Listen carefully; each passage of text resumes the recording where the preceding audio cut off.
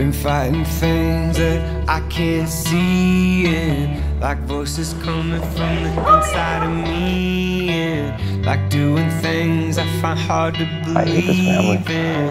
Am I myself or am I dreaming? I've been awake for an hour or so, checking for a pulse, but I just don't know.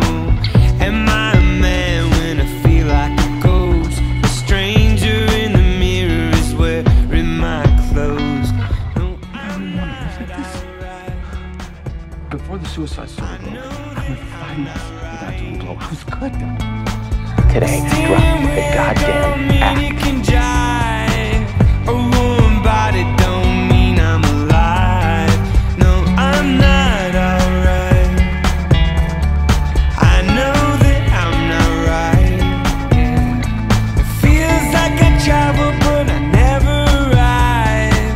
I wanna thrive, not just survive. He was the first openly gay child of a president. You will never know evil he suffered.